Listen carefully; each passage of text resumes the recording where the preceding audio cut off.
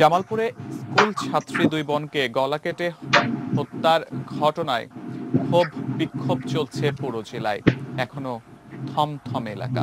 দুজনকে গ্রেফতার করা হয়েছে, তবে চাঞ্চল্যকর হত্যার কারণ এখনো উদ্ঘাটন করতে পারেনি পুলিশ। জামালপুর প্রতিনিধি লুৎফুর রহমানের তথ্য ছবিতে ডেস্ক রিপোর্ট। যে কি বিচার চাই এখন আপনি যদি একসাথে বাবার বুক ফাটা আর্তনাদ। তার দুই শিশুকন্যাকে একই সঙ্গে গলা কেটে হত্যা করা হয়েছে। শোকাহত এই পিতা শামীম আহমেদ চাকরি করেন মালয়েশিয়ায়। দুই মেয়ে ভাবনা ও লুবনার নির্মম মৃত্যু সংবাদে ছুটে এসেছেন জামালপুর সদরের মেষ্টা ইউনিয়নের দেউলিয়া বাড়ি গ্রামের বাড়িতে, যে বাড়ি এখন রক্তাক্ত।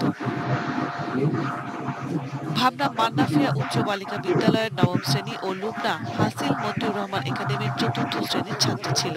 মঙ্গলবার তাদের মা তাসলিমা বেগম বাবার বাড়িতে যান। বুধবার সকালে ফিরে ভাবনা ও লুবনাকে ঘরে গলাকাটা অবস্থায় দেখতে পান। শোকে স্তব্ধ হয়ে পড়েছে পুরো পরিবার। আমি খুনের কথা খুন চাই, আর কিছু চাই না।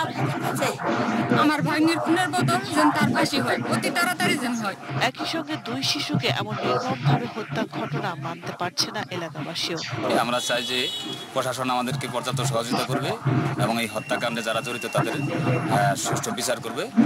হত্যার কারণ উদ্ঘাটন, হত্যাকারীদের দ্রুত গ্রেপ্তার ও দৃষ্টান্তমূলক শাস্তির দাবিতে মানববন্ধন করেছে মান্নাফিয়া উচ্চ বালিকা বিদ্যালয়ের শিক্ষক শিক্ষার্থীরা।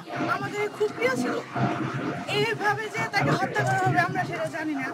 এই নৃশংস হত্যার জন্য প্রধানমন্ত্রীর কাছে আমাদের একটা অনুরোধ, যে তাকে যে হত্যা করেছে তাকে যেন নির্মমভাবে ফাঁসি দেওয়া হয়। জামালপুরের অতিরিক্ত পুলিশ সুপার রওনক জাহান জানান, চাঞ্চল্যকর এই জোড়া খুনের তদন্তে নেমেছে পুলিশ। হত্যাকারীরা রেহাই পাবে না।